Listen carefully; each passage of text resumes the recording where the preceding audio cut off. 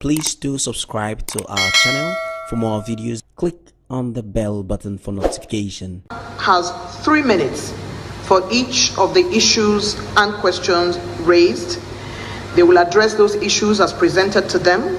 We have a timekeeper in the house, Mr. Peter Omale Jr., and he's sitting across from the podium. Mr. Omale Jr. will be ringing his bell for the first time when you have 30 seconds left. And when it goes off a second time, your time is up. Please help us to have a good outing by staying with the rules. I'd like to start with the ACPN National Secretary, Chief Paul Isamadi. Let us ask all of the parties to respond to this question, but we will start with Chief Paul Isamadi. How does your party assess the impact of corruption on Nigeria's national development? And despite our constitution and our laws, which make corruption a criminal act, accountability mechanisms do not work well in Nigeria. What is your take on this? Yeah. Good morning, ladies and gentlemen. Thank you for the question. My party, Allied Congress Party of Nigeria, we intend to fight corruption by strengthening all the institutions that are supposed to be fighting corruption. Corruption is an endemic problem to Nigeria. The cause of all the problem you see, but be it Boko Haram, be it anything, lack of infrastructure, it's all based on corruption. So my party, if elected into office, has a lot of plans on how to eradicate these things, not to pay lip service, because we have seen in this country that it's been lip service. I will fight corruption, I will fight corruption. Some even tell you that there is no corruption. So our party will fight corruption from its roots. We will not make mistakes. We will punish corrupt people adequately, and we will celebrate people who are found not to be corrupt. Nigeria does not reward excellence. We will reward excellence and encourage people to stay away from corruption. Presently, as we have in the past and presently, we encourage corruption by the policies of government, by their deeds. We have enabling laws to fight corruption in this country. We have all the agencies empowered to do it. But the question is, are they doing it? Are they living up to expectation? The answer is no. We see it every day. If you go to any, if I want me to go on and on, if you go to immigration office like your program just showed now, you cannot get your passport without spending extra money. And we see these things and people would say, we are fighting corruption. How are you fighting corruption when these things are done openly? You could travel on the road, you see it openly, see it manifest. So what we're saying is that our party believes that government is not fighting corruption. And if we are voted into power, we will fight corruption and people will see it. It does not take a century to eradicate corruption in a country like Nigeria. Thank you very much. Presidential candidate for the African Action Congress. Thank you for your questions, and I want to say good morning to everyone here. I have been able to work and in a capacity in which I've fought corruption as an individual almost in the last 12 years. And I can tell you that the reason why corruption is endemic, especially politically, is because of the way our political parties are formed. It's because of the way they are funded. It's because of the way they recruit their candidates and the way they get into office. Interestingly, the only party that did not come to this debate today is supposed to be campaigning, is supposed to be the party that fights corruption. But they are not here because they want to perpetrate the biggest corruption of this era in the next few weeks. That is vote buying, which is a political corruption that is going to destroy our democracy. I'm talking about the All Progressives Congress, APC.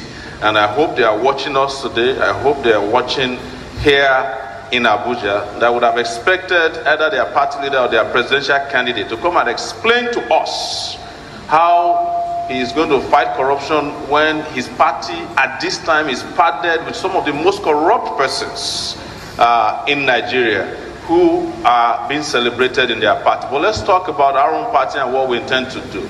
The problem with fighting corruption in Nigeria is that we do not have anything preventive, mostly, to ensure that corrupt people don't lay hands on our resources. And most times, we go after them after they have already taken whatever is available for everybody to themselves. So there's no prevention. And the second level where we try at all is that of enforcement. And enforcement has become a theatrical process in Nigeria. It has to be celebrated, it has to be dramatized, and at the end of the day, the people who are really corrupt never get caught. Even when they are caught, it depends on which side of the aisle they belong. So the third level of our own intervention is, of course, consequences. The problem with Nigeria fighting corruption is that we do not deliver consequences on corrupt people. It is the reason why some of them have the temerity at this time to be running for office in our country. The guys to my right, the PDP people, and of course the guys who did not come here today. So we will deal with corruption very, very severely, and the people who will bear the brunt of it are already looking at me and they know what we'll do to them. Let me remind you that sweeping allegations are not permissible. I'll advise that you stay with what your party is going to be doing, and name calling will, because once you start name calling, everybody else is free to be able to do name calling. So let us be guided, please. And I'd like to appeal that we are guided. Moderator, I think our party is saying that it will deal with corrupt people. Corrupt people have address. Your 30 seconds is up. Mr. Timekeeper, does he still have time? When we come back to you, you may have your time. All right. Mr. Febua, People's Democratic Party spokesperson, Atiku presidential campaign. What is your take on why corruption is not going anywhere and accountability mechanisms do not seem to be working well, and how your party assesses the impact of corruption on national development? Thank you for the opportunity of this debate, and thank you for also applying some caution on the part of the AAC, because if we want to go into name calling, we might not get to the nitty-gritty of why we are here. Because the last time I understand, Sowore emerged from a party, emerged the presidential candidate without due process. But that is just aside. And so for me, please, let's not chair. Let's stay with the issues. Yeah, stay with the issue. It is going to be a collective responsibility of Nigerians. We will not subscribe to the idea of seeing government as one industry fighting corruption for the people. There has to be a deliberate, conscious effort to conscientize and mobilize Nigerians to own their country. Owning their country and believing that this country, it is not the hegemonic property of certain categories of persons. That way, Nigerians who want to invest in the country with respect to issues you want to put in the front burner. But where you have a system that encourages, you say government is fighting corruption, your political party is going to fight corruption.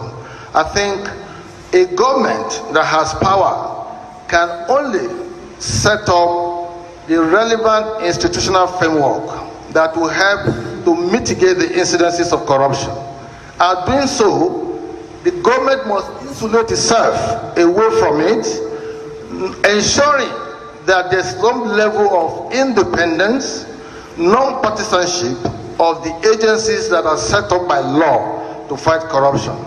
Where you have a chairman of an EFCC, for example, wearing the lapel pin of the president, then he has already taken a position.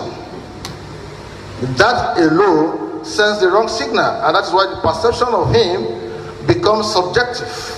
So for moving forward, we are going to strengthen the institutions, ensure that they enjoy transparent level of independence, non-partisanship, and also use technology that will create an infrastructure of software that can make government business to run end-to-end to promote accountability, transparency, and probity in governance.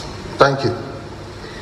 Thank you very much. Would like now to go to Mr. Tope Fasua, presidential candidate, Abundant Nigeria Renewal Party.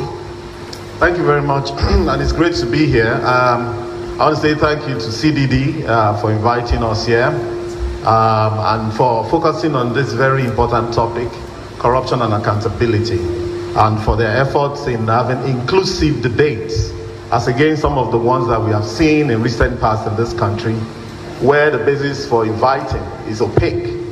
That said, I want to also call our attention to a very trite fact that we are here today and Nigerians are agitating because of one simple fact. That for the past 20 years, 2019 makes it 20 years, in our new experiment with democracy, that we have been oppressed, traumatized, and dehumanized by a certain set of people. And those set of people are in these two parties that we're talking about. And that is the fact that Nigeria has now emerged, according to Oxfam, as the most unequal country on earth in terms of inequality. And according to the World Bank and UN and all that, we're also the country with the highest number of poor people, the highest number of out-of-school children, the highest number of maternal mortality and child mortality. And I think this is very, very important, else we'll be tribalizing while we're here. And so it is actually quite disgusting that we'll find a scenario where the most important party in this regard will choose to ignore this very important, perhaps the most important debate that we could have in this country. That said, I represent the party called ANRP, and as you can see, our logo is a computer, meaning that we are the technology party. We're the party for the youth, for the young at heart, for the students in this country. Of course, if anything was going to solve corruption in this country, technology is going to be very, very central. Like we say, technology doesn't lie. Mathematics doesn't lie. It's when human beings interfere that they begin to do all sorts of things. Corruption, as defined, is just basically taking undue advantage, all right, for your personal benefit or for the benefit of your tribe, your religion, your clan, your girlfriend, all sorts of things. That's what corruption is. And so it's not only monetary. There are different levels of corruption. There's the one we see on the streets. There's also the ones we see in offices, bureaucratic corruption. And then there's what they call grand corruption. Grand corruption, like we saw in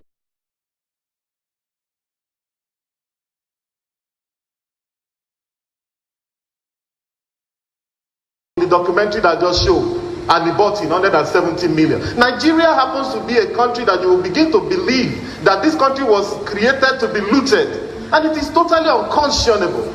$480 billion have been stolen from this country as of 2017, according to a report by Chatham House. You know, so basically, and what this does is a scenario where basically we can't even do the basic things for ourselves. Our children are becoming emaciated, undernourished, and what have you. Our schools have collapsed. So we're going to be looking at technology. We're going to be looking at dealing with the problem of inequality. We're going to be looking at the provision of public goods like schools, like education. We kill the public sector for public schools in this country. All of those things have to come back so that our people begin to be rehumanized and also begin to feel like proper human beings. Thank you very much. Thank you. The National Publicity Secretary, Young Progressive Party. Yes. Thank you very much for this singular opportunity to represent the Young Progressives Party on this all-inclusive debate.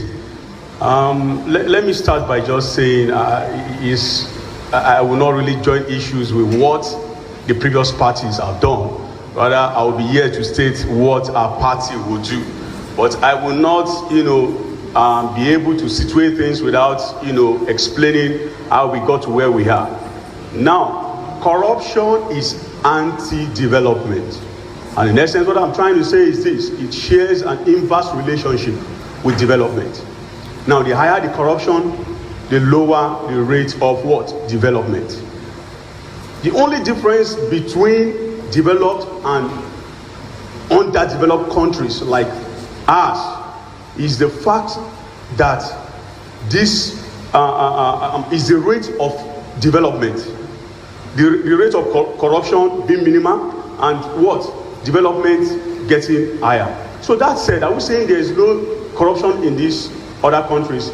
The answer is no. There is absolute corruption.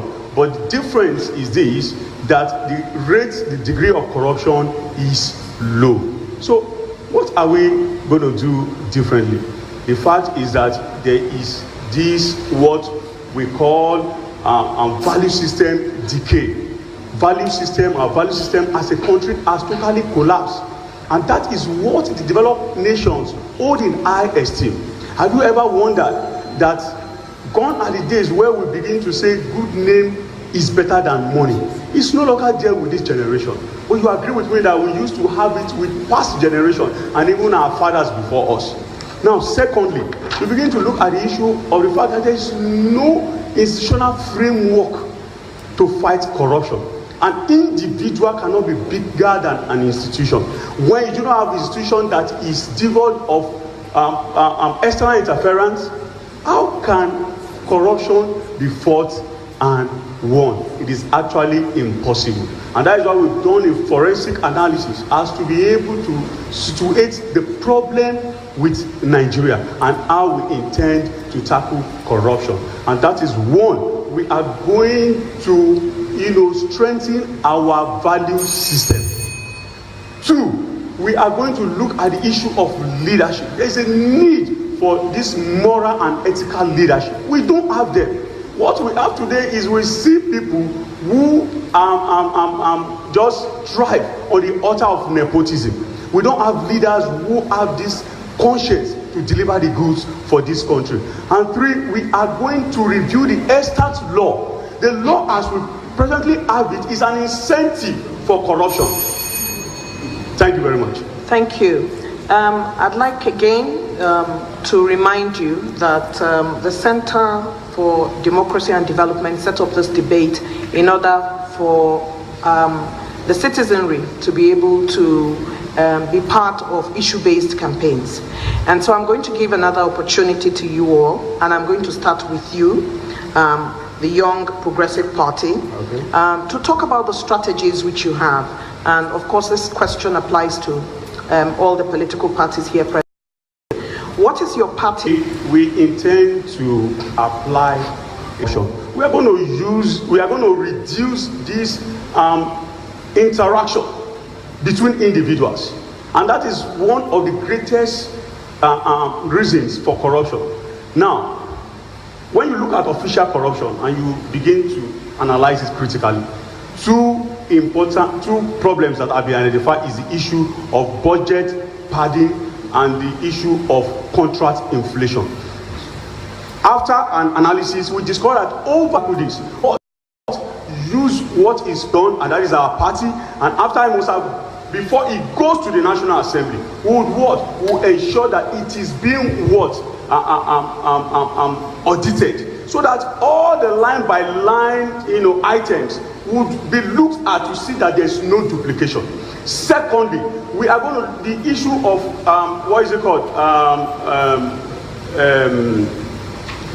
contract inflation.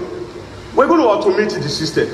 It's too bad that at this point in time, when we begin to see warfare being used, you see jets being used in modern warfare, the attitude of fighting corruption is still like you are using bow and arrow in this part of the world. Automate the system. Make sure that procurement is something that is done electronically. You don't need to say, okay, I want to.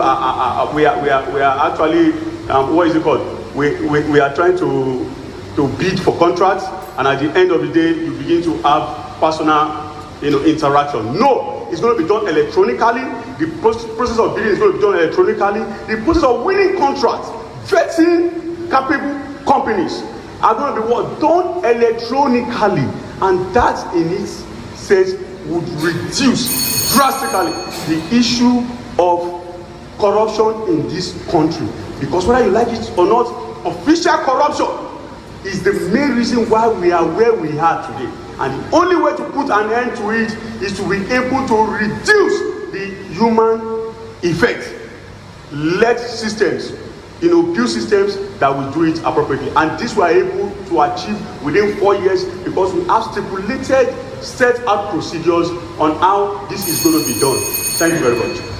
Abundant Nigeria Renewal Party, presidential candidate. Thank you very much once more. I want to first of all say that with due respect to my colleague from YPP, when we want to talk about solving problems with technology, we still remain the technology party. And of course, you can't solve a corruption problem with a broom or with an umbrella, though we can permit those guys who are coming with two open hands. They seem to know what they're doing, but okay, well, we can bring them on. But we are the tech party.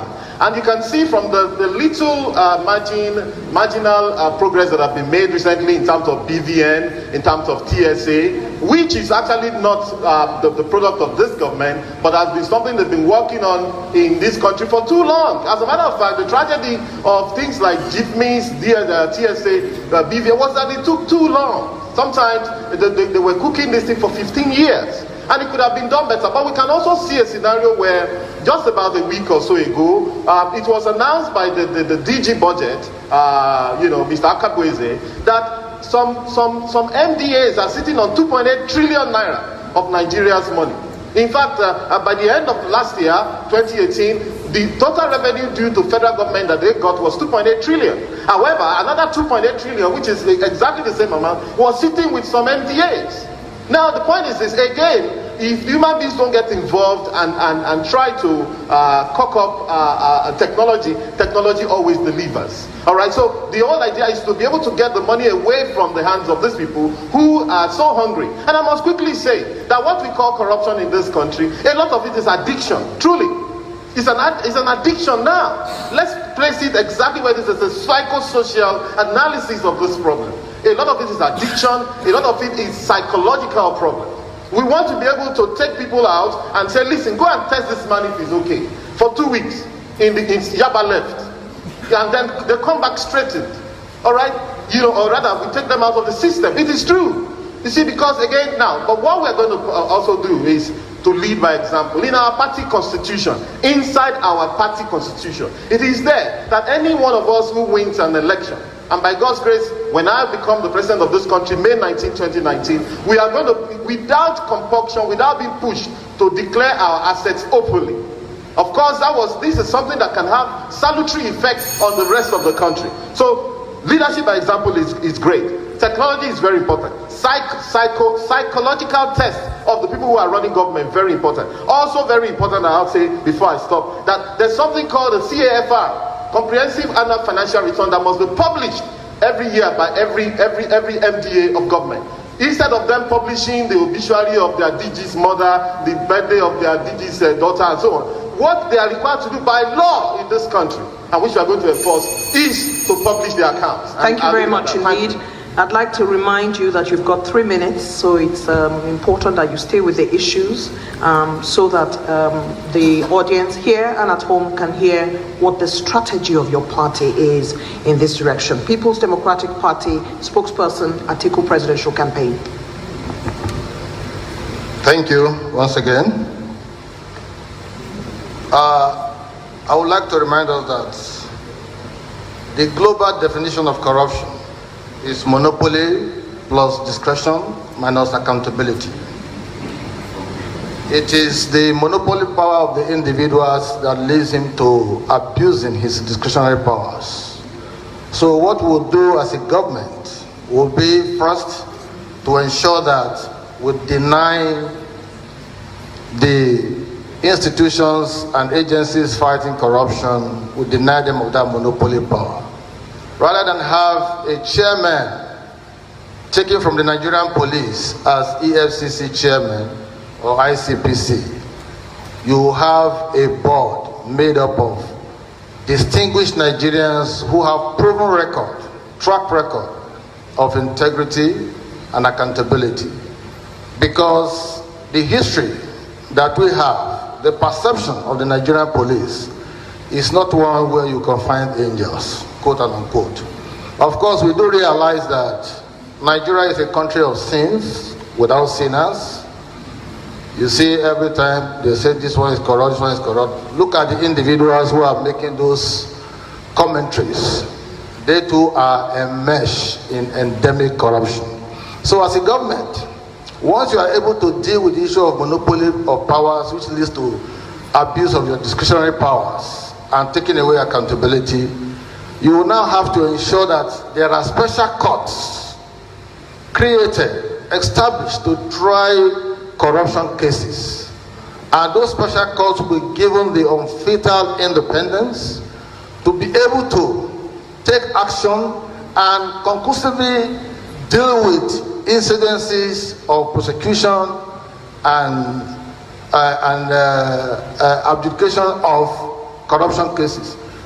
That way, rather than spend 12 years pursuing one individual from 2005 before you get a conviction in 2019, there will be a time frame upon which those individuals who have been so identified or alleged to be corrupt will be prosecuted and judgment followed through. We will also promote the culture of encouraging whistleblowers and protecting witnesses. That is why I said earlier on that there's a need for citizen ownership of government, and there's a need for us to own our country. Because if the people derive the power to interrogate public officers, to ask questions and raise doubts and concerns, then chances are that the whistleblowers will be having better protection under our government to deliver the right information to government for prosecution. Thank you very much indeed. I'd like now to quickly go to the African Action Congress to address the strategy his party has for eradicating corruption, the timelines, and how feasible this is. Thank you. Let me quickly just respond to my friend about the transparency of our party's election. It was beamed live to everyone, and we didn't pay anybody $5,000 to vote for our presidential candidate. We didn't take the BDCs from everywhere to Port Harcourt. Having said that, it is very, very important that in dealing with corruption in Nigeria, we start, as my friend said, using technology to aid prevention. But the problem with our friend is that he didn't even know which technology is out there to use for it. They have a computer that probably don't have software in NRP. So there's what they call blockchain technology these days. There is encryption that you can use to because our biggest problem, honestly, with corruption in Nigeria is the opaque nature of how we do our transactions in the public sphere and the lack of transparency in the way we conduct our businesses. The moment you remove that, all the thieves will be hung out dry, because before they get anything done, we have seen it, we have tracked it, and we ensure that we nip them on the board. And this will apply to every sector of our institutional public life. So if we are doing contracting, it must be transparent to all. There's no reason why an average Nigerian cannot tell how much we are making in the so-called TSA. How much is there on the daily? We're entitled to it. How much are we spending? How's money moving? The second thing that we need to do is to ensure that a lot of our assets that belong to individuals or the country is also publicly available. The land registry of Abuja, you cannot find it because the whole of Abuja is owned by a few people. That should be online. The asset declaration forms of our public officers should be something you can download without having to go through it. And we don't have to having to go through, the eye of the needle. But most importantly, let's also talk about enforcement. We have enforcement agencies that are fighting corruption in this country. They don't have to be police. We can train people who can enforce our anti-corruption laws. How do we do it? Even sometimes, ladies and gentlemen, when money is moving around, there's paperwork and there's also paper trail. We have an NFIU. They know when thieves are stealing money. But if you don't put the right people there, you are wasting your time, because they will never whistle blow on these guys who are stealing money. But the last thing I will say is consequences. I and our party will remove everybody who has a national award who was shown in this movie by CDD today. We will remove all their national awards, take it back from them.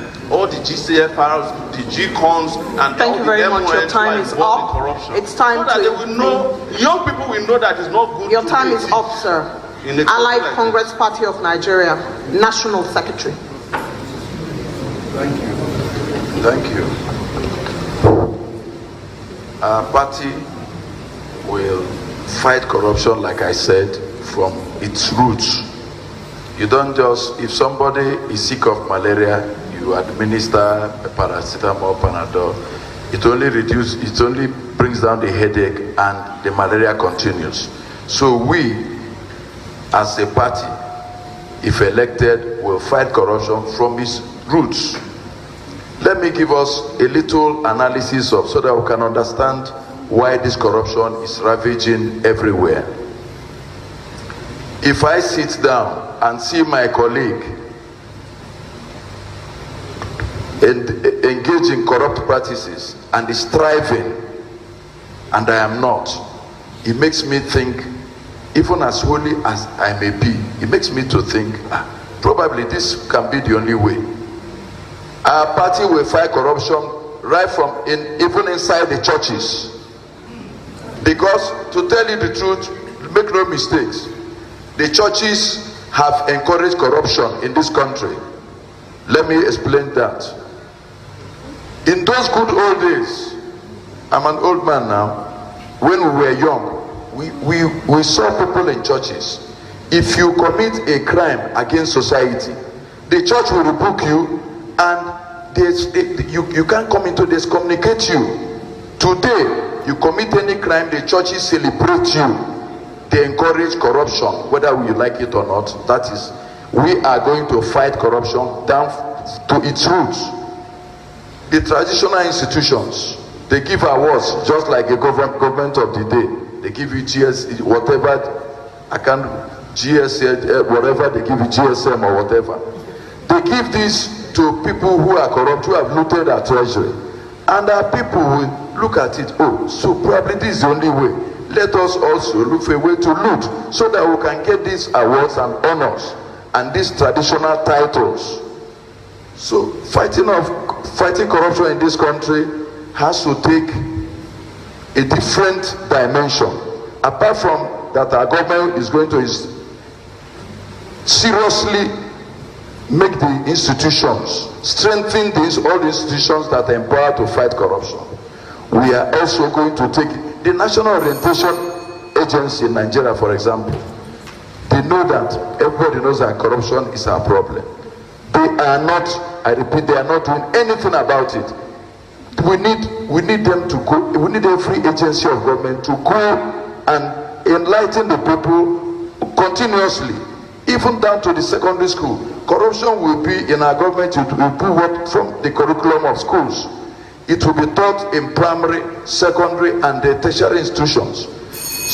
Thank you very much. Thank you very much indeed. You're watching The Big Debate, organized by the Center for Democracy and Development with support from MacArthur Foundation, reaching you live on Channels TV. Facebook live stream, CDD West Africa is also open for you to participate. We have come to the one half of the discussions on corruption and accountability, and it's time for us now to take a look at our audience in the house and invite them to join. Our time, as you know, is limited, and so when we come to you to ask your question, please ensure that you stay within bounds. We expect you not to go beyond 30 seconds to 1 minute. And we're going to warehouse the questions, so I'd like to urge our speakers to please pay attention, because when we do the first round, we'll come to you and give you 2 minutes each to try and address some of the issues that have been raised. And so I'm going to start from the various sections that we have in the house. So I'd like a show of hands, please, so that if you have questions that you wish to ask, you indicate by a show of your hand, and I will come to you from a descriptive perspective. So if you see me saying the man with glasses or the person with a white dress, there's no disrespect meant. It's just so that our cameras can pick you and you would know that it is you that we're addressing. Show of hands. Thank you. We would like to start with the lady here.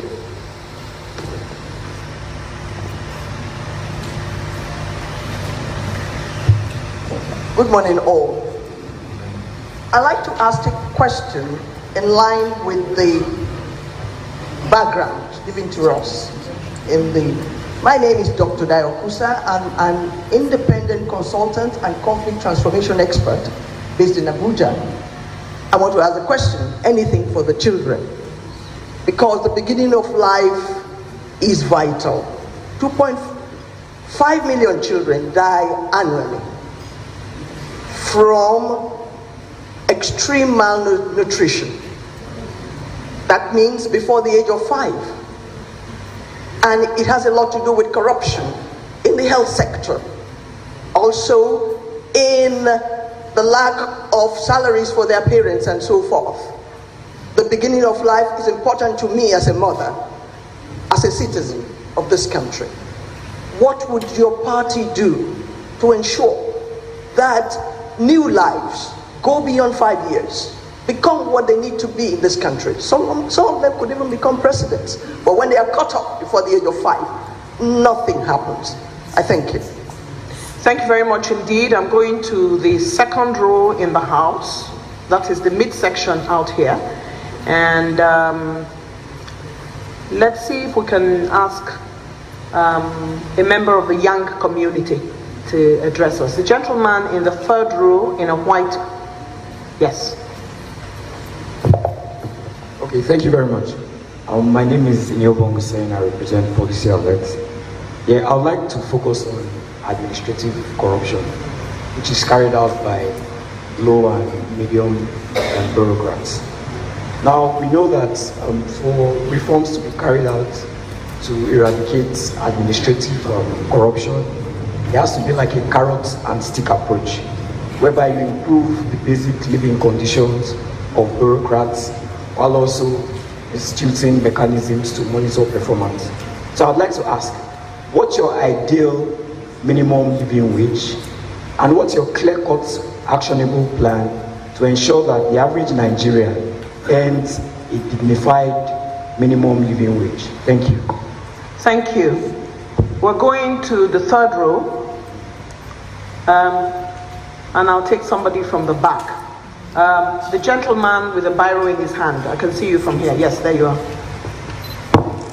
Good morning, all. My name is Mohammed Ibrahim, my father.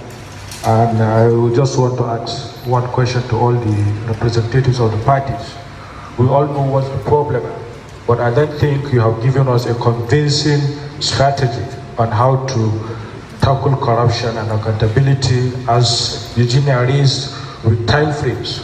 One thing I think we keep forgetting is what is the role of the civil servants in terms of tackling corruption. You may have all your policy frameworks, you may have all your technologies, but you need people who will carry out these policy frameworks. We know what the welfare packages of our civil servants are. Without a comprehensive, motivating civil servants, you may not be able to do whatever you say you want to do. But I hear nothing from none of you said anything about the strategy, how to improve our civil service, to make them very optimum, to make them know what our responsibilities are with their own technology.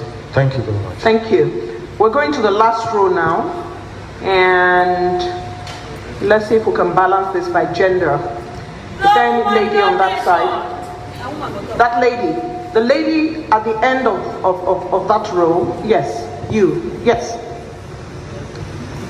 Good morning, everyone. My name is Lois Bidi. I report for Premium Times. I want to know, you've all mentioned strengthening the institutions, fighting corruption, and tackling it from the grassroots. But you've not mentioned what are the specific things you are doing to strengthen it. Your points are just vague. Strengthening it how, where, with what? You are not being specific, so we don't know what you're going to do about it. Thank you. All right, I think at this time, in order for them to stay within the grasp of the questions that have been raised, we're going to return to our political leaders and ask them to respond to some of the questions. I'd like to guide this. Anything for the children, and what is your ideal minimum wage? This is because we're going to return to strengthening institutions where you'll have an opportunity to speak, so we will not take that now. So they would have the opportunity, because I will also ask that question. So let's rest that for now, but I'd like you to respond to anything for the children. What do you have for the children of Nigeria, and what is your ideal minimum wage? And each speaker has 2 minutes to address these issues, and I'd like to start with the ACPN. Yeah, thank you once more. On the issue of minimum wage, definitely, even if you are, whoever you are, if you are paid what cannot take you home, definitely you will be pushed to looking elsewhere. The government of ACPN already has a plan that, apart from increasing minimum wage, the other issue, the major things are: one, to provide free medical care to civil servants, to Nigerians, to provide affordable transportation system, and to provide free education. I said it loud and clear: Nigeria can afford free education if we curb the excesses of very few people at the top. If we curb the excesses, we can provide these services to our people, and this will also discourage corruption. A civil servant who has worked for 30 years, if he or she finds himself or herself looking forward to retirement, and when he checks his pocket or her pocket, he finds that after retirement, he cannot even have a roof over his head. The tendency is for the person to be involved in corruption, because he has to hasten up. But in the past, we had governments in this country that made it possible that after working, as you are working, there's a contributory pension you pay, and at the end of the day, you owner occupier, you get a house. And when you know that at the end of your job, you have a roof over your head, the tendency to be corrupt is highly reduced. Like the person that asked questions spoke, the lady, corruption, if you don't tackle it in the civil service, no government can succeed. Thank you very much. Thank you. African Action Congress presidential candidate. Thank you. I will address the issue of minimum wage. We are proposing to pay 100,000 naira average to a Nigerian worker. There's no reason why a Nigerian worker would have to work for 38 years before they can earn the monthly salary of a senator in Nigeria, which is 14 million naira. It's unconscionable. So you must get your due so that you don't start thinking about stealing from the day you are hired. But that we are paying a minimum wage of 100,000 don't mean that people won't steal.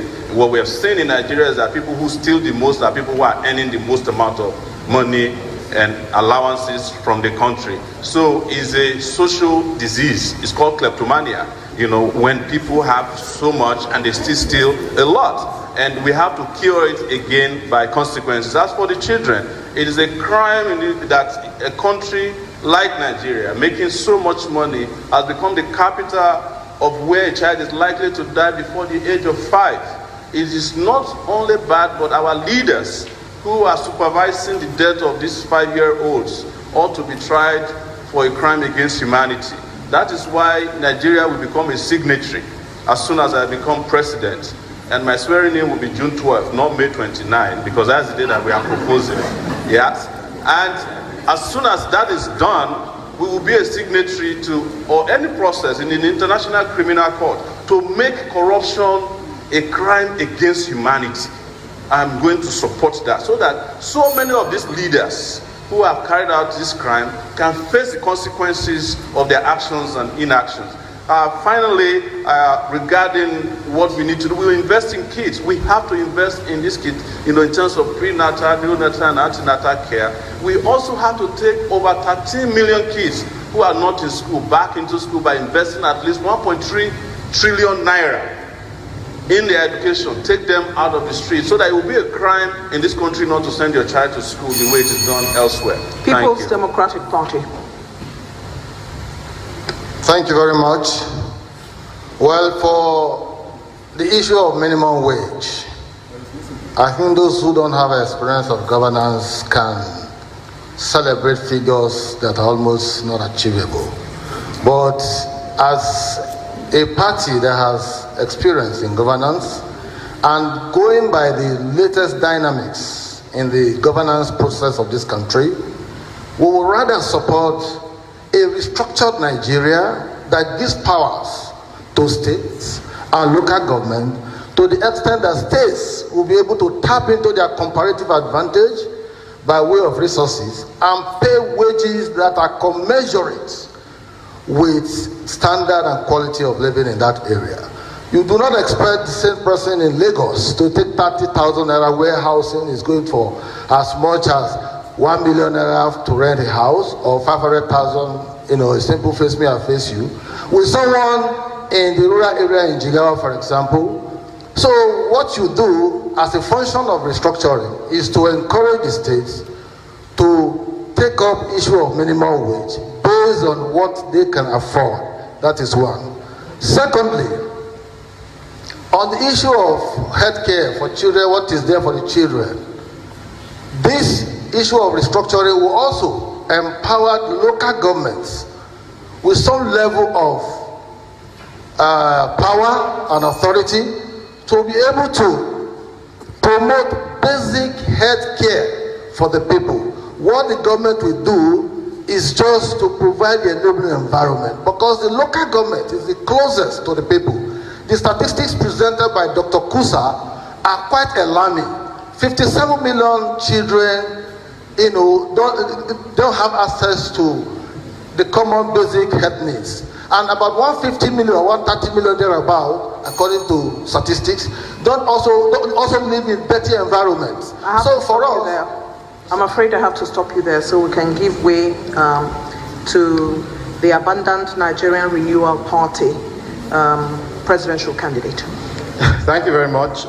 Very quickly, I'll run to this. I think it's an error to try to situate the entire thing called corruption within the civil service. As we talk about the public service, we should also look at the private sector, because it has become a kind of culture, a kind of problem cultural in the country. So we need to think about that. However, also to note that there are two kinds of civil service. There are the civil servants and the core civil service. The salary of the highest paid director, grade level 17, step 9, is less than 400,000 per month.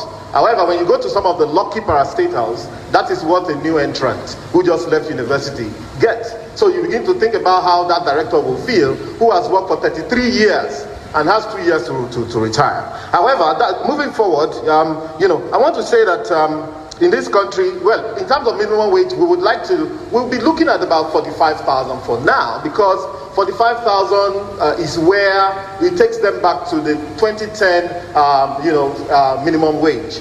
Whereas we also believe that some states should be able to pay more than others, but I think it's only fair, because inflation rate since 2010, when the wages were last increased up till now, is about 62% compounded, meaning that actually people are just living on next to nothing in this country.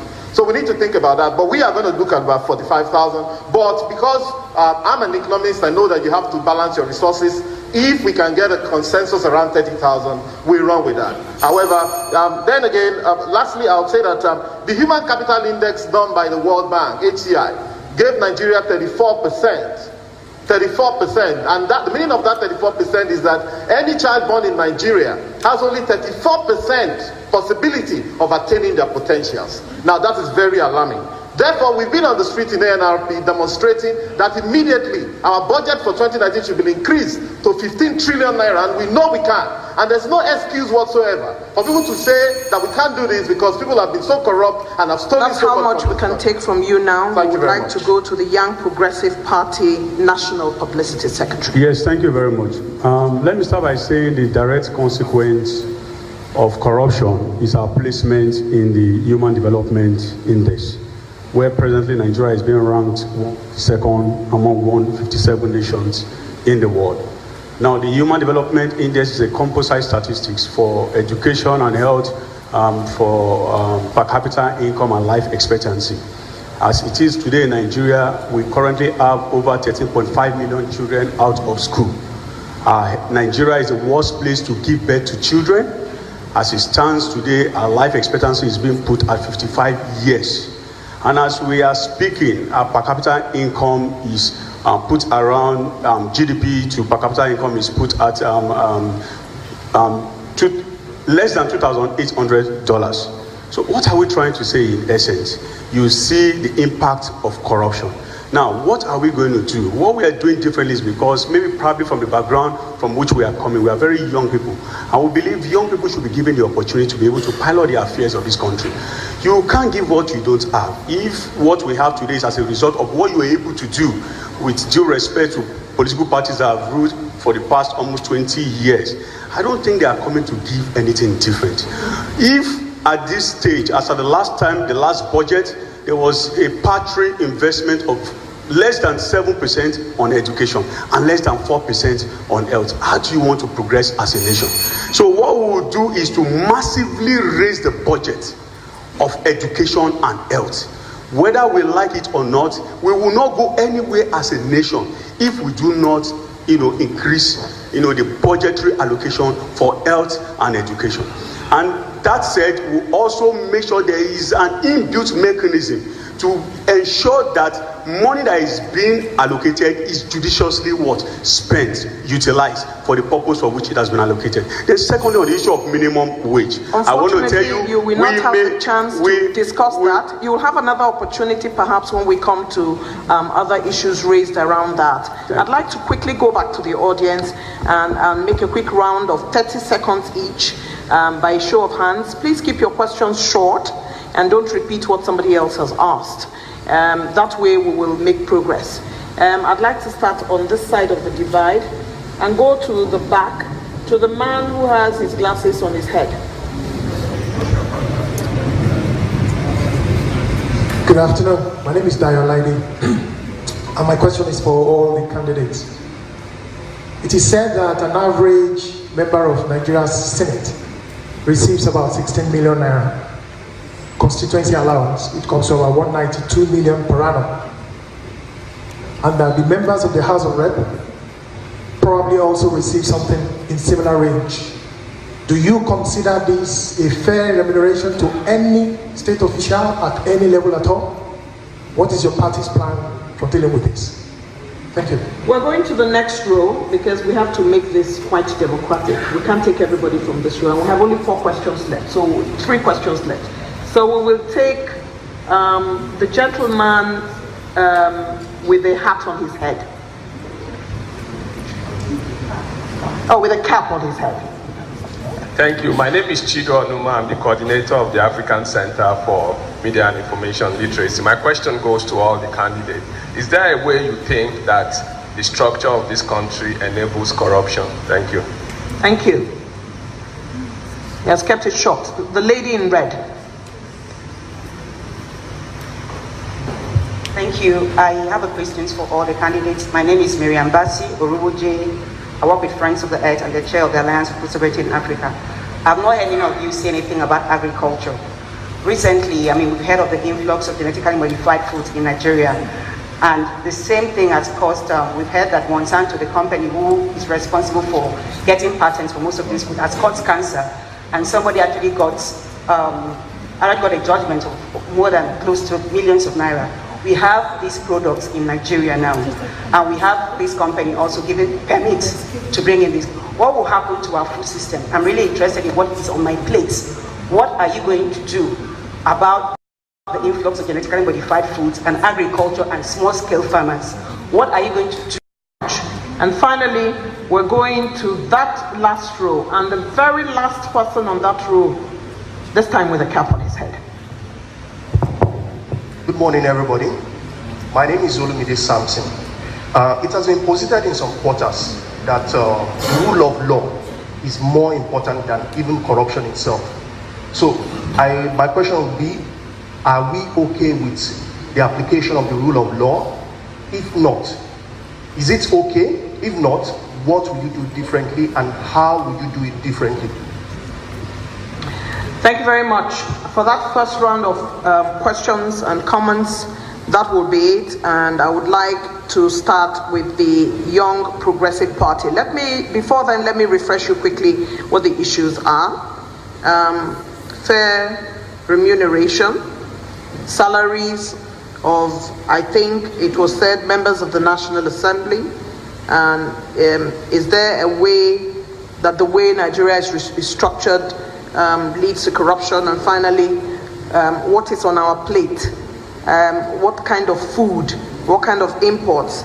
And I think also there was a mention of the rule of law, even though we'll come to that later. So if you take the first three, fair remuneration, is there a way that Nigeria is structured, what is on our plate, and the salaries of our legislators?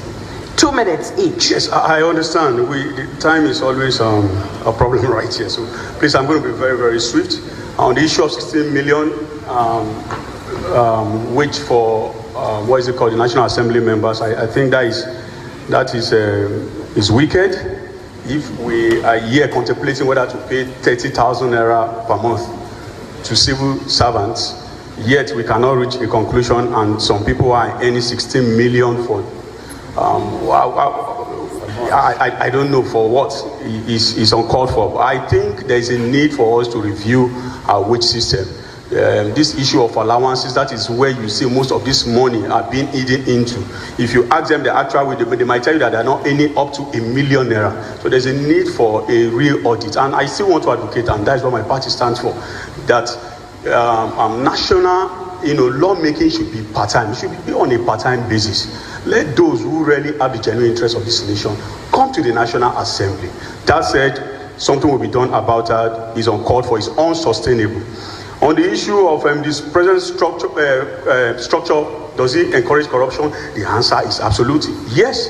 Right from the time that the military took over, they've centralized, the system, and that has made corruption to fester up to what we have right now. And I want to tell you that except we restructure, we might not be able to completely tackle the issue of corruption. And quickly, on the issue of genetically enhanced food, what we have on it is a global problem right now. It's a global phenomenon, and I think Africans are actually not taking it seriously, especially when you consider that these imports are far cheaper than what you even have here in the country. So what we will do is that there will be a clear-cut policy on it. It's going to be banned.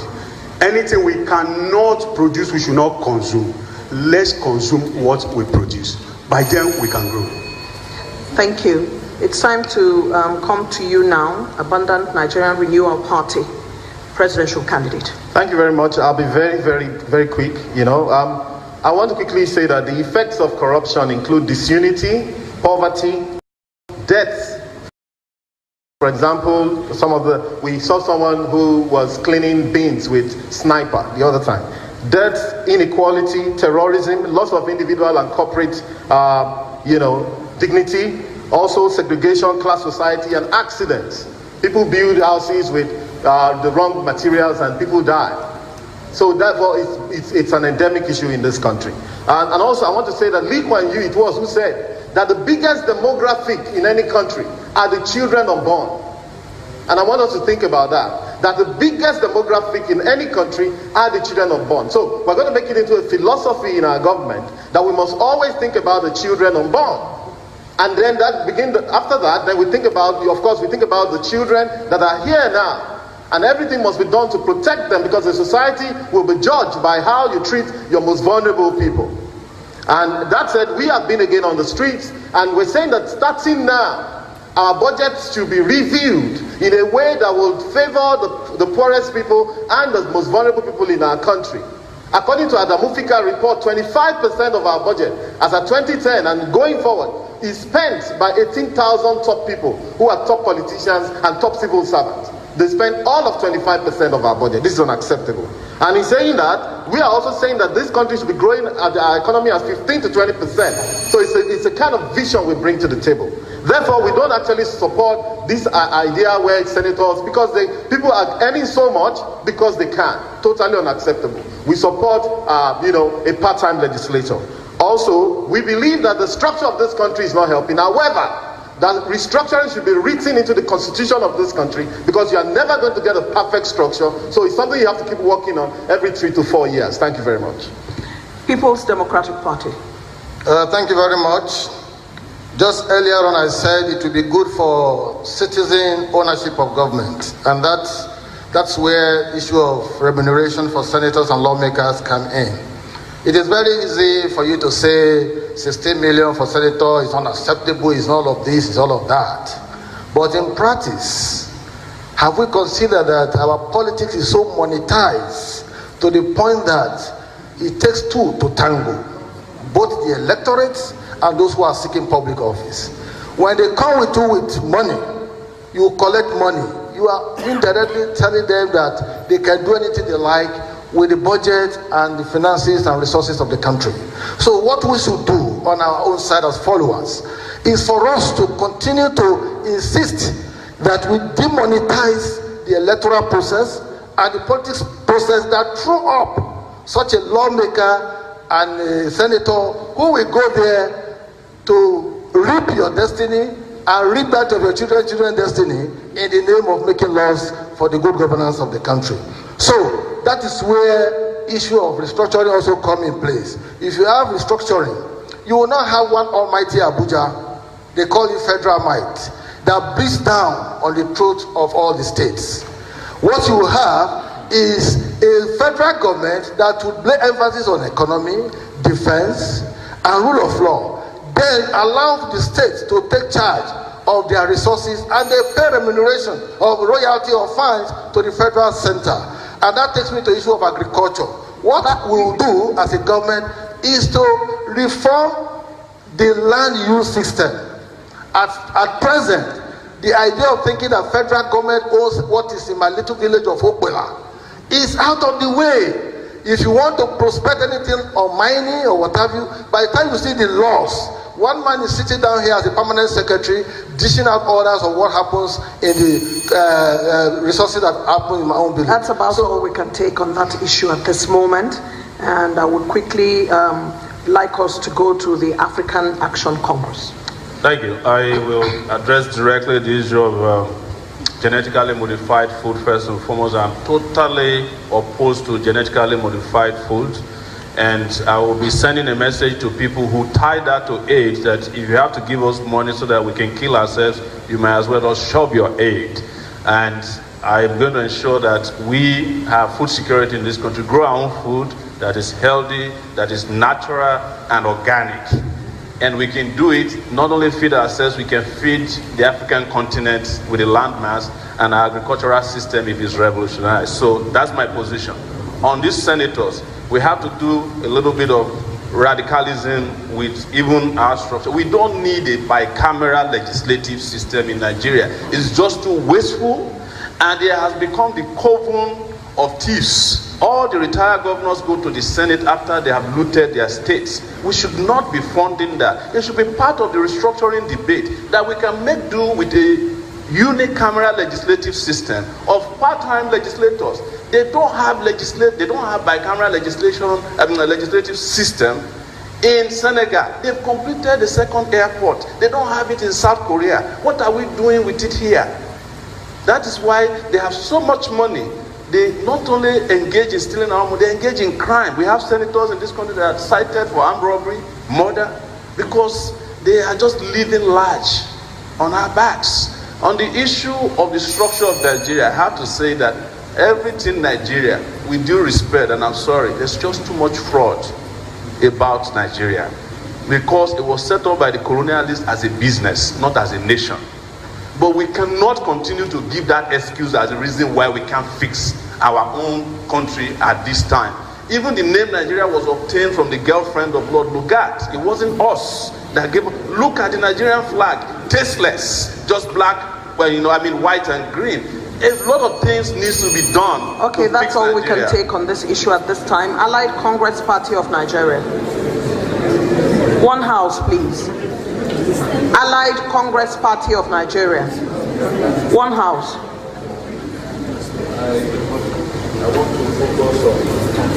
I want to focus on the issue of restructuring. Nigeria needs to be restructured for us to make progress. If you recall, some decades back, when each region was producing whatever they had and was paying tax to the center, where every region was growing. We had granite pyramids in the north, we had cotton, we had palm produce in the east, we had cocoa in the west, and these places were moving forward. Cocoa house was not built with oil resources. Since we got into this central system and oil, everything started going down. So ACPN government, if voted into office, will really embark on serious restructuring so that people will know their potentials and move at their own pace. Not somebody being somewhere in Abuja to dictate for us what happens elsewhere. I'm from an oil producing state, local government in Delta State. I know what we go through. I'm the Secretary General of my community. I know what we go through from the ills the oil company trample on our land. And when you go to get redress, it is almost impossible. So that is on restructuring. Now on salaries and wages. It is inhuman, it is wicked, it is callous, it is undescribable for people to receive senators, be governors, to get those, mind you, it's allowances. They tell you salary is peanuts, but allowances. It's if a governor travels to his village on a weekend, he gets allowance for going to his village. All these things will not be part of our government, and they are part of the things that has kept Nigeria where we are. Thank you. Thank you very much indeed. You're watching the big debate organized by the Center for Democracy and Development, supported by the MacArthur Foundation, live on Channels TV. And also you can go to our Facebook page, CDD West Africa. We've begun to receive comments and questions from our social media pages, and I'd like you to take note of them. And I'll read some of those questions and comments to you. What is your party's position on the current system of manual assets declaration, which is not publicly accessible? What is your party's position on the current system of manual assets declaration that is not publicly accessible? Do you have any plan for reforming the current assets declaration regime? How do you intend to institutionalize transparency in asset declaration? Basically, the same question on different sides of the coin. And there is an emerging strong call for international court against corruption to hold leaders that escape local laws to account using international instruments. Any plan to support this, and what is your take on this? So these are the two questions that I'm going to pause and have you address very quickly, as we're running against time. So I'll ask you to look at the various sides of the conversation and pick one side, and then try to address them in 1 minute before we return to the issues we want to pursue further. 1 minute to every candidate on this. And I would like to start very quickly with Allied Congress Party of Nigeria. Yes. On the issue of a manual assets declaration, our government will practice, you come to the public and declare your assets. It's not a question of you write to anybody, but you declare it to the Nigerian public, not to any institution. You declare your assets publicly to Nigerian people, and as you declare it, Nigerian people are the people to scrutinize whatever you have put in to them. That is one. Then, on the issue of transparency, you all know that our presidential candidate is Dr. Obi Ezekwesili. She is the co-founder of Transparency International, and we have seen it work since her emergence in our party. Everything we have done has been transparently done. So if she's voted into power with the support of our party, Nigerians know it is guaranteed, because today we have the best presidential candidate for 2019. African Action Congress. Thank you very much. I will be completely opposed to the use of manual declaration of assets should be digitized. Not only will I digitize it, but it's also important to apply some of that technology to asset declarations, so that on the website of the the Code of Conduct Bureau, you can actually geolocate the home of your public officials, on Google Maps, so that you can view it from above and from the street, so that if people are declaring assets that don't exist, Google will tell you, and everybody will know. And if they have declared an asset that is not their own, the owner of the asset can cry out, and we can have commentaries about it, and we make it public. So that's something I support. I wish I can address other issues. I guess we'll get to it later. People's Democratic Party. Well, we will subscribe to the idea of public declaration of assets. Making it digital will not be a one fell swoop, because it will take a process. As much as we'll encourage people to declare their asset publicly, we will also encourage the citizenry having access to it to raise concerns and interrogate what you have put on the table as your assets. That way, they will be able to measure what you have when you are entering into governance and what you have acquired when you are coming out. And that way, you will enhance transparency in government and accountability. The whole essence of anti-corruption is all about disclosure. Once you have disclosure, your problem is halfway solved. But what we have now is people will declare assets, even the citizens do not have access to those documents. Abundant Nigerian Renewal Party. Thank you very much. I'll say there are two issues here. First thing is that in terms of international instruments, cooperation and all of that, for people who are corrupt in Nigeria, yes, we will support, but we will first of all try to see how we can deal with our issues here. In terms of asset declaration, this is a very important issue for Nigeria. I remember that Umaru Musa Yar'Adua, president, who is late now, is the one that actually laid the only example, and we actually thought that we would build on that. Unfortunately, we went down south. So basically, he declared his asset and forced his deputy then, who did not want to declare his asset. So we're going to be doing that a lot. And we're going to be looking at transparency in general. If you went to South Africa right now, you can Google the budgets of Johannesburg and you'll see it in PDF. You can Google the budget of Cape Town. But if you Google the budget of Lagos State or any of our states, you won't see anything. So asset declaration, open asset declaration, there's no two ways about it. And it's even inside the constitution of our party. Inside the constitution of our party, ANRP, and we'll be saying that anybody that's interested should go into anrp.org.ng and you will see it there live. Thank you very much.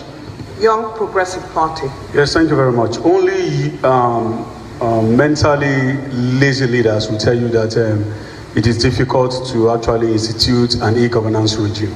That said, I want to say that we have the best presidential candidate in the person of Professor Kingsley Moghalu. And he is the one who actually initiated the idea of BVN, for the records. Now, on manual asset declaration, I want to put it clear that it is totally unacceptable. At this point in time, in the 21st century, we are still talking about doing something as simple as this manually. What is the Ministry of ICT doing? You want to tell me they cannot develop software? You see young men and women who can develop software under 1 month that will help to trash all of these problems. So most things are not going to be done manually. They are going to be electronically done. We are going to institute an e-governance regime, which means to say the government processes and procedure will be automated. Thank you very much. Thank you. We're in the second tranche now. We don't have much time, so I'm going to put the questions to you now, and I'll combine some of the questions in order for you to manage them. At this time, we're going to be taking only 2 minutes for you to deal with these questions. Some people have argued that corruption cannot be addressed because the key agencies are corrupt. some of them are saying the police, some of them are saying the judiciary. How does your party intend to address this problem? And I'd like to start with the People's Democratic Party. Well,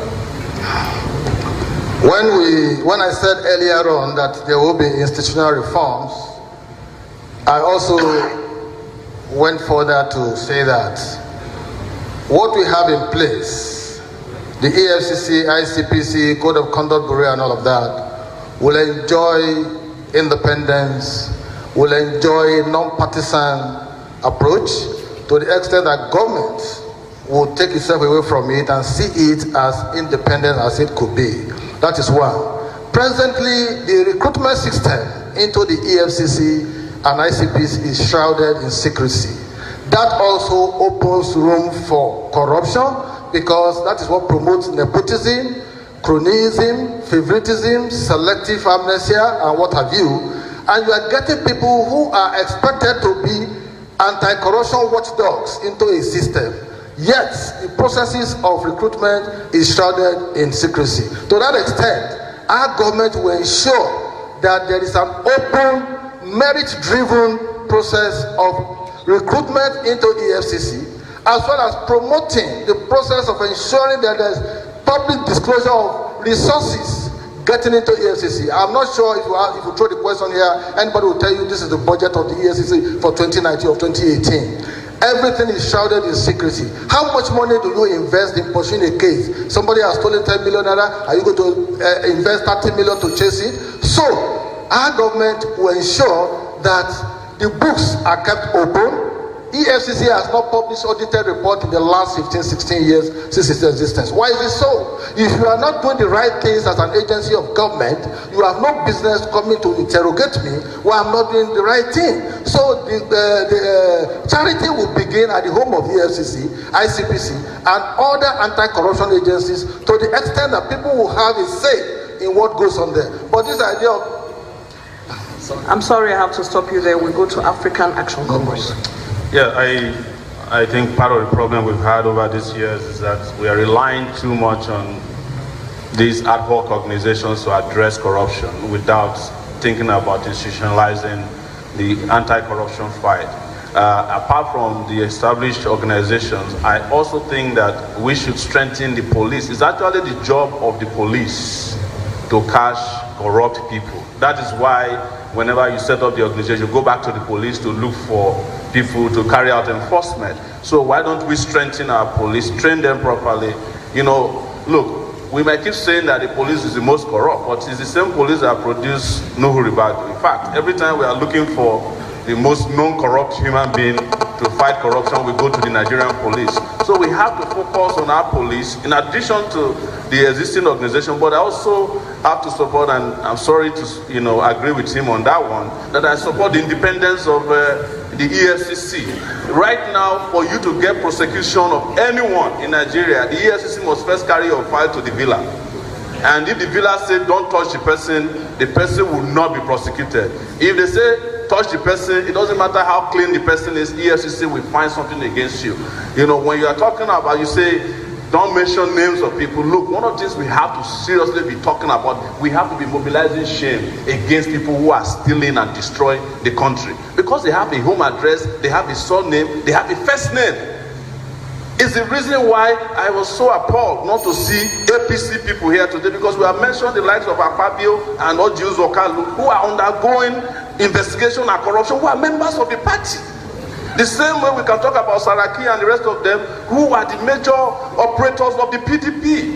We have to mention names. There's nothing we can do about it, because people destroy this country. They have names, they are driving cars, they register the cars, they are living in mansions on our back. And we are here saying, don't talk about them. I'm sorry. It's a rule of the debate, sir. We have to talk about them. If you are part of this debate, you have to keep the rule of the debate. I'm afraid. You have to keep the rule of the debate. That's the rules of the debate. The rules cannot preclude us talking about things that are the rules as it is made in broadcasting is expected that you do not do that when you're on the podium. This is a platform you have been given. I would expect you to respect the rules. We don't have to fight. No, I'm doing my job, sir. I'm doing my job. I'd like to go now to Mr. Tope Fasua, Abundant Nigerian Renewal Party. How does your party intend to address police, judiciary, and those agencies that have been seen by some people as corrupt? Thank you very much. I believe that, again, I'll repeat that we should begin to have a very holistic view of corruption in Nigeria. When we say judiciary, I mean, we even have a problem with the courts. Unfortunately, there's a certain case going on now, which is sub judice. We won't speak about that. But on both sides, we can see that there are faults on both sides. And some time back, also, some judges were raided. I felt so bad about it. But later on, I started hearing a lot of stories about that. So that's not good enough. So we can't situate it only in the judiciary. Of course, we talked about the legislation. What about the executive? When you hear budget padding, the reason why the guys in the legislation, why they pad the budget is because they know that every item on the budget is owned by somebody in this country, even in the executive, which is not good enough. So again, the police is unfortunately the one we bash the most. Again, as my friend Sowore said, it is true that when you set up EFCC or ICPC, you have to go to the police to look for those who are going to do that. However, there are 400,000 people in the Nigerian police. 200,000 of them are carrying bags for people.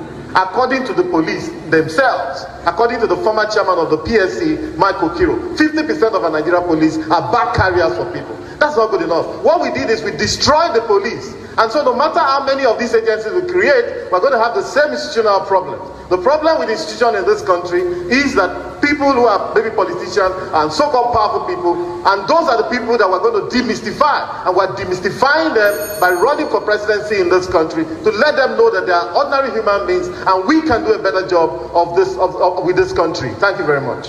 Thank you very much indeed. We're going to YPP. Yes, thank you very much. The success of institutions will only be complementary to whatever role the leaders are willing to play. And that is why we are not taking the issue of leadership for granted. Because those who will run institutions, however, how strong an institution is only can be traced to the kind of leaders you have. Now, what are we trying to say in essence? We are trying to say that it is possible to fight corruption. It is not impossible. The only problem is this, that we have refused to fight corruption beyond the issue of just paying lip service to fighting corruption. We need leaders with political will to dispassionately look at the nation as, the overall, most important institution beyond, component institutions. Now, on the issue of institutions being that they are laden with corrupt people, I said the same police we castigate every now and then are the same police that go and perform creatively well in international service. What is the difference? Why do they perform there and they refuse to perform here? The answer is simple. The fact is that when you are within a system that works, you adjust. If you are in Rome, you behave like the Romans. But ironically, what they have here is an Egypt, and you see our police behave like Egyptians. So I want to say in essence that leadership is core, is key, is very, very germane. That we begin to look at the kind of leaders we put at the end of affairs. We need leaders with proven integrity. We need leaders who have capacity to be able to deliver and look beyond the issue of what we have right now and see Nigeria as the overall most important institution. Thank you very much. Thank you very much indeed. And now the Allied Congress Party of Nigeria.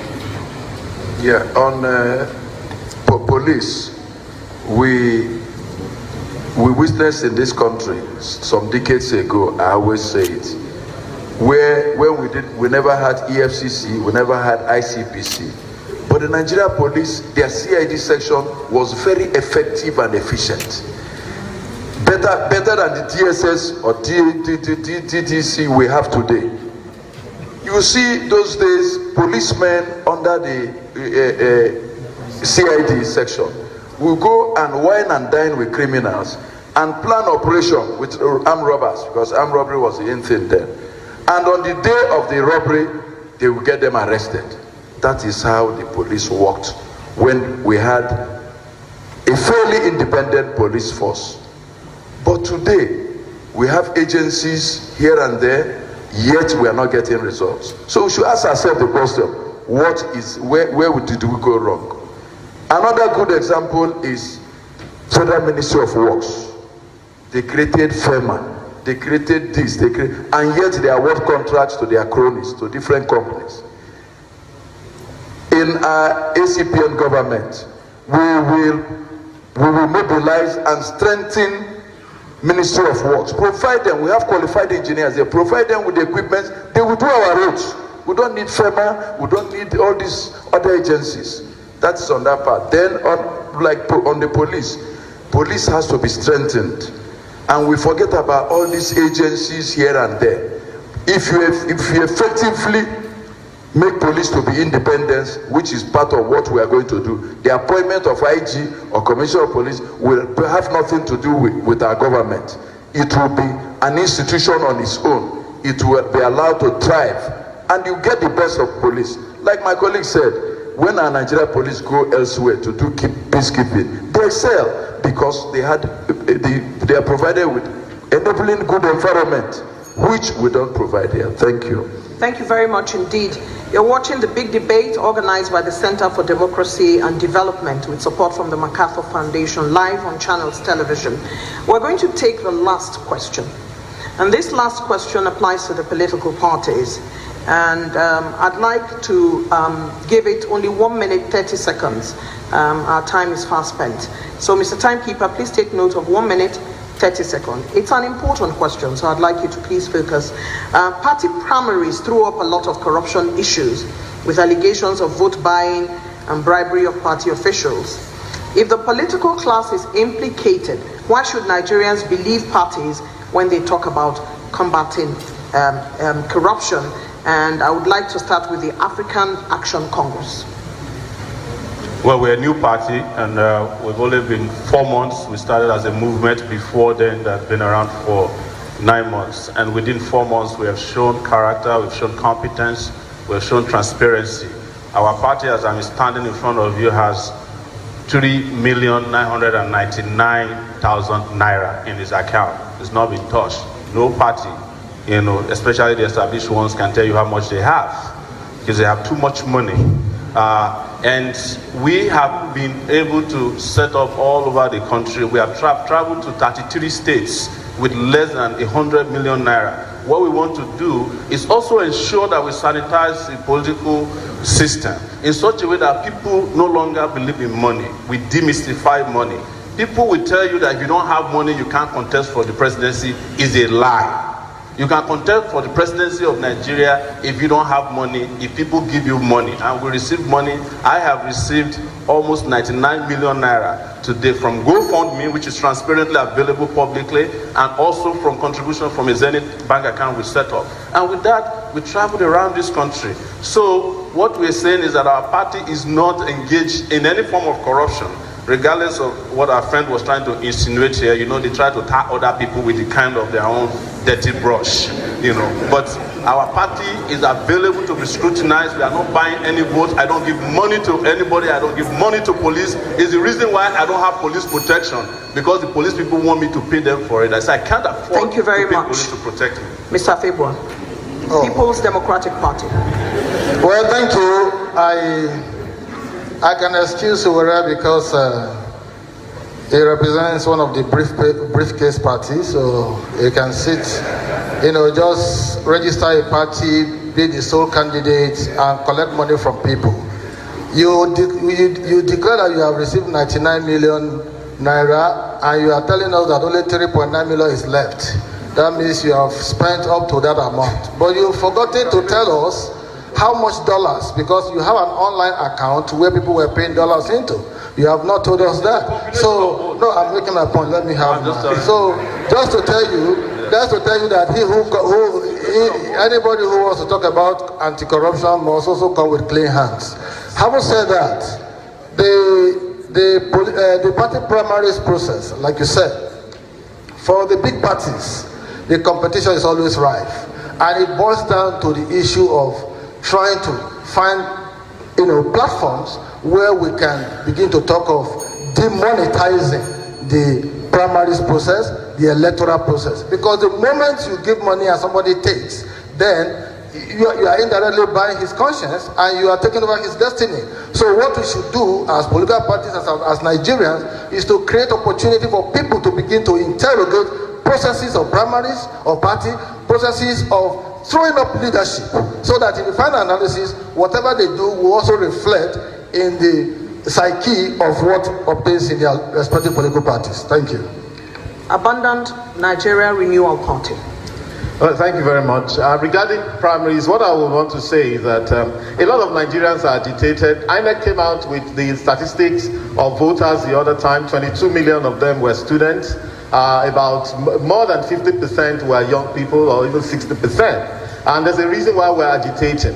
If you look at some of the older parties, some of them they come from a long tradition. However, the tradition got bad over time. You can trace APC back to Action Group, became UPN, became SDP, became AG, became ACN, and all of that. However, so there's a lot of value in the youth, young people of this country, joining some of the new parties. But before you join a party, go and find out what they're about. In terms of primaries in ANRP, the Computer Party, and I always want to point to that, Computer Party. Thank you very much. In terms of our primaries, what we do is option A4. What we do is direct primaries. We don't do, there's no secret ballot, there's no bribery of people. Even if you bribe someone, you will see the person queuing up behind somebody else. So there's no point, you know.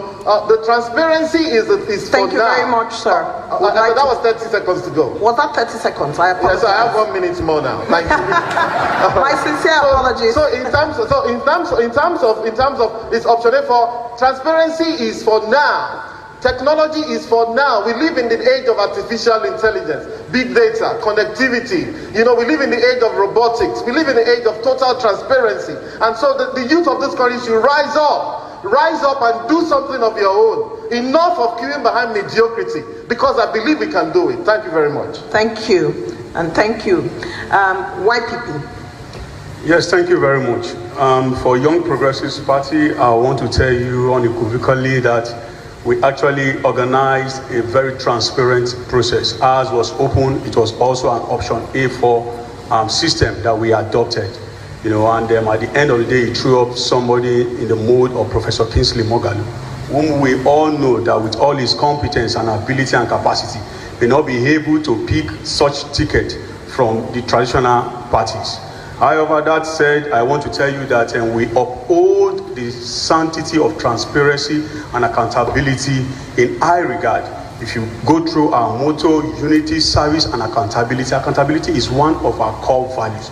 We hold it in high esteem. And that is why somebody of Professor Kingsley Moghalu, and I say again, we're proving integrity. 17 years in United Nations, 5 years in Central Bank of Nigeria, you know what he's got to offer.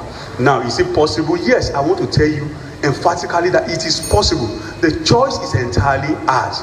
Do you want to commit your future to those who have brought you to where you are today? Or you feel there's a need for a paradigm shift, a solid movement that will see us throw out these recycled politicians? I want to appeal to everyone at this point in time listening to us that it is time to support a generational shift. Let's start the real change, you know, right now in Nigeria. It's a movement. We are calling on everyone to please support this movement. Thank you very much. Thank you. And finally, Allied Congress Party of Nigeria. We in the Allied Congress Party of Nigeria believe in tackling every problem from the roots.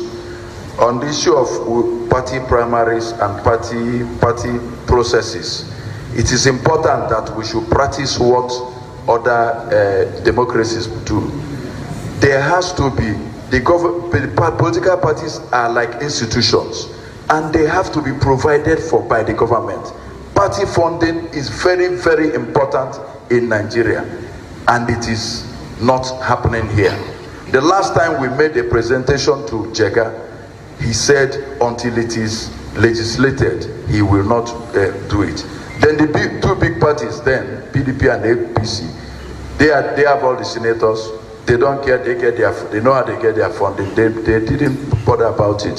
So if we are talking about transparency and all that in party processes, party funding must be must take place. Government must fund political parties so that no one big man will come and own political party. We have gone in ICP and we have gone through sacrifices. We rejected people who came with their millions to pick our ticket. And we looked at credible candidates. We picked Dr. Obieze Kwesili. She did not pay millions of naira to the party to get that ticket. And we made sure she was the sole candidate in our primaries.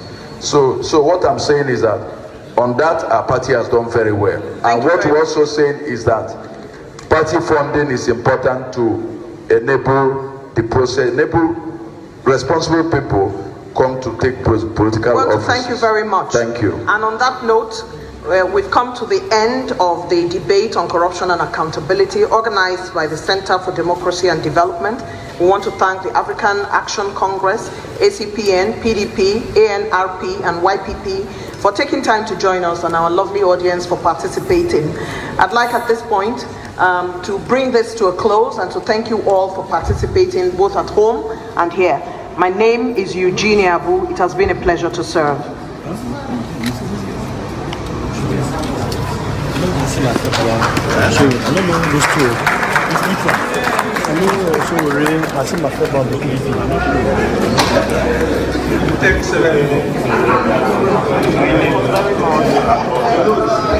Very hard.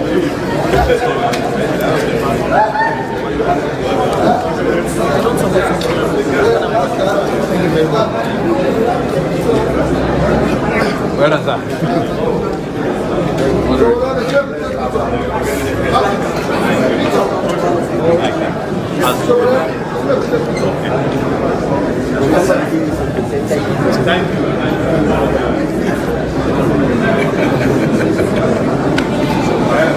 Let me pull up that. Let me pull up.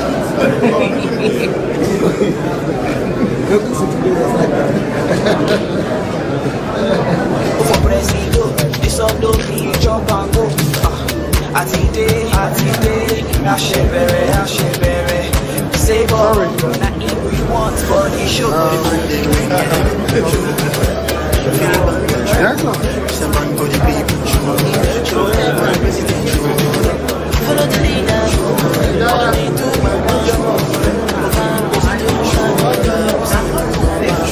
Take it back. Save all.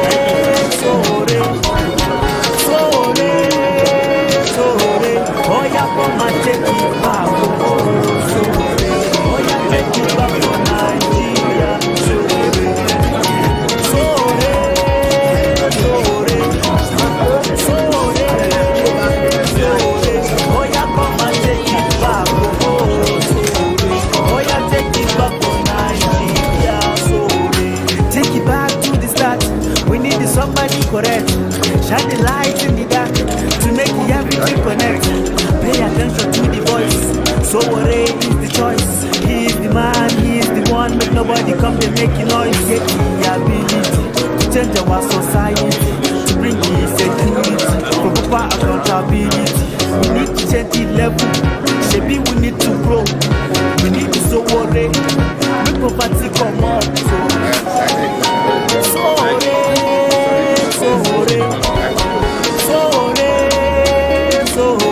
Oya, come and take it back. Oya, take it back for Nigeria.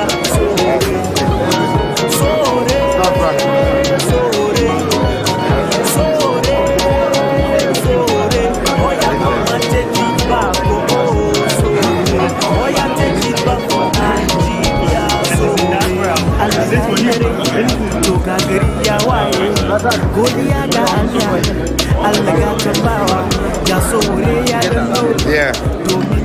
Just me and him.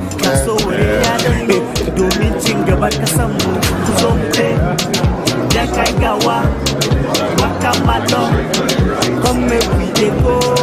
Need to check this level. Shebi we need to grow. So property come out.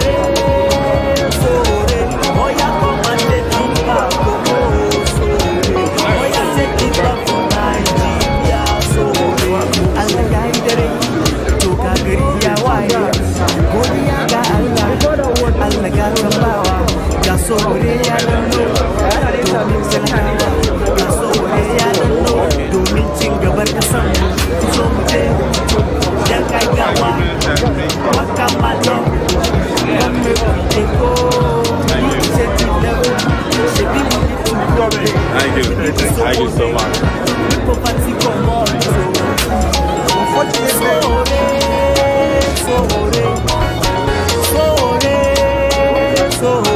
Oh yeah, come and take it back.